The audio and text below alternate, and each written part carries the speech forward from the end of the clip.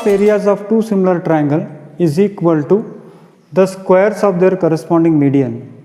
अभी तक yesterday what we have seen is if the two triangles are similar then the ratios of their areas are always equal to the squares of their corresponding side. आज हम नया सीखने जा रहे हैं कि it is equal to squares of their corresponding medians. Sir ये क्या बात है? I'll come to the point. देखिए when figure is not given आपको फिगर बनाना पड़ेगा और उसके बारे में एक्सप्लेन करना पड़ेगा. इस क्वेश्चन में कहीं पर भी फिगर नहीं दिया है, तो फिगर नहीं दिया है तो फिगर आपको बनाना पड़ेगा. तो फिगर आपने क्या बनाया? ABC एक ट्रायंगल है, PQR एक ट्रायंगल है जिसका मीडियन AD है और इसका मीडियन PM है. तो वही बात आपको लिखना है कि triangle ABC and triangle PQR are two similar triangles with AD and PM are medians. तो ये मुझे दिया है. अब प्रूव क्या करना है मुझे? This area by this area is equal to this square by this square. ये मुझे प्रूव करना है. तो कैसे प्रूव कर सकते हैं हम आपको बताएंगे. देखिए अगर ये दो ट्रायंगल सिमिलर है तो अगर दो ट्रायंगल सिमिलर होते हैं तो उसके साइड्स प्रोपोर्शन में होते हैं. यानी AB by PQ is equal to BC by QR is equal to AC by PR. ये डेफिनेशन है सिमिलैरिटी का. सो अगर AB और PQ सिमिलर हैं तो हम ऐसे बोल सकते हैं कि AB upon PQ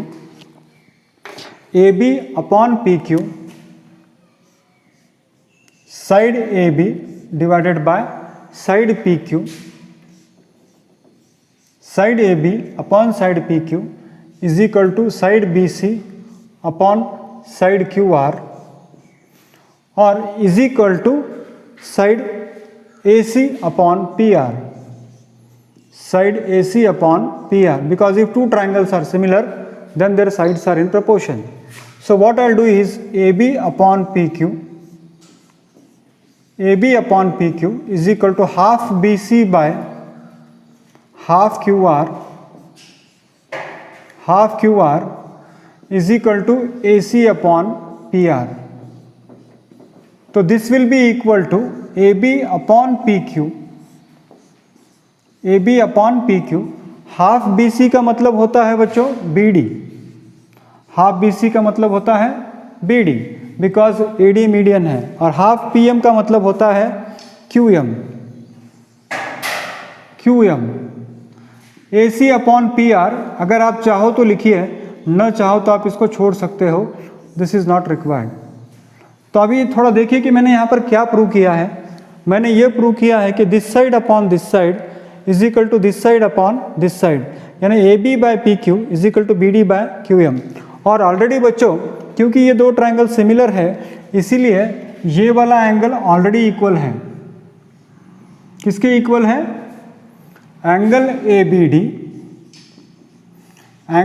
ABD is equal to angle PQM. ये गिवन है, मैं ऐसे बोल सकता हूँ. इसको मैं क्या बोल सकता हूँ? I can call it as given. What I can say? Given में बोल सकता हूँ. सो सेकेंड इक्वेशन मेरा हो गया. ये मेरा फर्स्ट इक्वेशन है. और बच्चों मैं फिर से आपको बता दूं कि ये AC बाय PR लिखना जरूरी नहीं है. ये तो मैंने आपको समझाने के लिए लिखा है कि भाई दो ट्रायंगल सिमिलर होता है तो तीनों साइड्स प्रोपोर्शन में होते हैं. मगर मेरा उद्देश्य इसको लेके कुछ भी नहीं करना है. What I want to say is triangle ABD is similar to triangle PQM. क्यों? क्योंकि why? Because SAS congruency rule. SAS congruency rule. और बच्चों अगर ट्रायंगल सिमिलर हो गया तो मैं ऐसे बोल सकता हूं कि side AB upon side PQ is equal to side AD divided by side PM. तो इससे क्या होगा? यानी AB upon PQ is equal to AB upon PQ is equal to AD upon PM. इससे क्या हुआ? इससे ये हुआ कि अब हमारा रास्ता क्लियर हो गया. क्यों रास्ता क्लियर हो गया मैं आपको बता दूं. Area of triangle ABC by area of triangle P Q R is equal to, मैं ऐसे लिख सकता हूं A B square by P Q square, इसको मैं कहूँगा इक्वेशन 4। बच्चों अगर मैंने A B by P Q की जगह पे अगर सब्स्टिट्यूट कर दिया A D by P M तो मेरा प्रूफ हो गया। यानी what I can say is put equation 4 in equation, not equation 4, equation 3 करना है, put equation 3 in equation 4 we get, हमको डायरेक्टली क्या मिलेगा, हमको मिलेगा ये वाला स्टेप। फिर से बता दो मैंने किया क्या है। अगर आप कहते हो if you say that triangle ABC and triangle PQR are similar, then what I understand is their sides are in proportion. This side is not required actually, ये जरूरत नहीं है मुझे, फिर भी मैंने लिखा है। अगर साइड्स प्रोपोर्शन में है तो उसका आधा भी प्रोपोर्शन में होगा। यानी मैंने क्या किया वहां पर A B by P Q is equal to B D by Q M कर लिया। उसके बाद angle B A B D और angle P Q M already equal है because triangles are similar. So two sides are in proportion, one angle equal है तो ये दो ट्रायंगल्स क्या हो गए, सिमिलर हो गए। कौन से दो ट्रायंगल सिमिलर हो गए, ए बी डी और पी क्यू एम। तो अगर वैसी बात है तो A B by P Q is equal to A D by P M, और already triangle A B C और triangle P Q R similar है तो उसका साइड्स का स्क्वायर प्रोपोर्शन में होगा। तो A B by P Q की जगह पे अगर मैंने A D by P M लिख दिया तो मेरा प्रॉब्लम सॉल्व हो गया। अभी हम लास्ट प्रॉब्लम की तरफ आएंगे। Let us see how we can solve the last problem. Prove that area of equilateral triangle described on one side of a square is equal to the area of equilateral triangle described on one side of diagonal. थोड़ा ध्यान देना मैंने किया क्या है। फिर से here figure is not given. If figure is not given the first thing that we should do is always draw the figure and inform about the figure. Figure के बारे में इन्फॉर्म करो। तो कैसे इन्फॉर्म करोगे आप, देखिए यहाँ पर A B C D is a square, A B C D is a square, okay, of side A. Square का साइड क्या है, A of side A. Triangle A B E is drawn on the side A B. A B के ऊपर एक triangle बनाया है, equilateral triangle A B E. क्योंकि ये इक्विलैटरल ट्रायंगल है बच्चों, तो ये साइड अगर ए है तो ये साइड भी ए होगा, ये साइड भी ए होगा। तो नेक्स्ट क्या किया है, A C F is an equilateral triangle drawn on diagonal. देखिए ए बी सी डी एक स्क्वायर है जिसका हर एक साइड ए है, और ए सी डायगोनल है।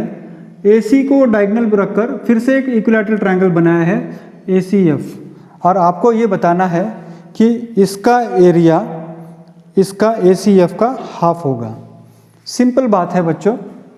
अब हम एक काम करेंगे, हमेशा अब ये ट्रायंगल जो है ए डी एफ वो एक राइट एंगल ट्रायंगल है क्योंकि स्क्वायर है यहाँ पर। तो पहले तो ए सी का लेंथ निकाल लेंगे हम। कैसे निकालोगे आप, in triangle A C F, in triangle A C F हम पाइथागोरस थ्योरम अप्लाई करेंगे। A C square is equal to A B square A D square plus D C square, यानी A square plus A square, यानी A C square is equal to how much, 2a square, या A C is equal to 2a root 2a भी आप लिख सकते हो। अब हमेशा एक बात आपको याद रखना पड़ेगा कि दो इक्विलैटरल ट्रायंगल हमेशा सिमिलर होते हैं। तो मैं ऐसे बोल सकता हूं कि triangle A B C, triangle A B E, triangle A B E is similar to triangle AFC. AFC क्यों? Because both are equilateral. Both are equilateral. तो बच्चों ये बात मैंने आपको बताई थी कि इक्विलैटरल ट्रायंगल सारे सिमिलर होते हैं because sides are in proportion. ये बात मैंने आपको बताई थी। तो अगर दो ट्रायंगल सिमिलर होते हैं तो रेशियो ऑफ स्क्वायर्स क्या होगा, हमेशा सेम होगा। यानी मेरा कहने का मतलब ये है कि area of triangle A B E, area of triangle A B E is equal to divided by area of triangle A C F is equal to A B square by A C square. और A सी की value अभी हमने आपको बताया था, ए सी की value कितनी है, √2a आप लिख सकते हो चाहिए तो, √2a, या फिर स्क्वायर अगर लिख रहे हैं डायरेक्टली तो आप this is √2a, this is √2a and this is √2a। So by A C square,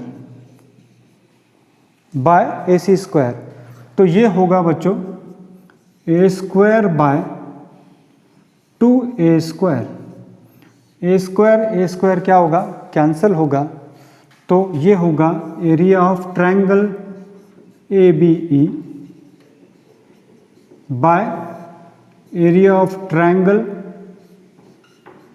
A C F. और अगर हमने इसको क्रॉस मल्टीप्लाई किया या ए बी ई ट्रायंगल मैंने ले लिया तो बच्चों ये होगा, if I cross multiply here then it will be area of triangle ABE,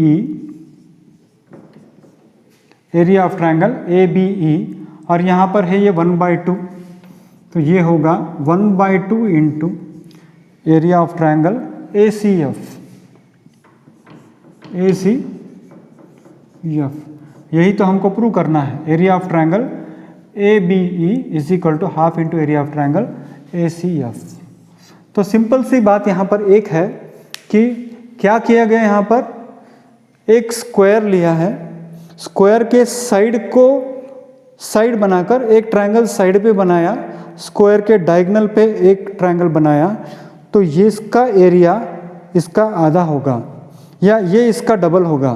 this area is half of this. Simple है बच्चों, क्या किया मैंने, पाइथागोरस थ्योरम का इस्तेमाल करके इसकी वैल्यू ढूंढ ली। फिर दो सिमिलर ट्रायंगल हमेशा क्या होते हैं, दो इक्विलैटरल ट्रायंगल हमेशा सिमिलर होते हैं, तो मैंने उनका एरिया ढूंढा और वैल्यूज डाल दी, आई गॉट द आंसर।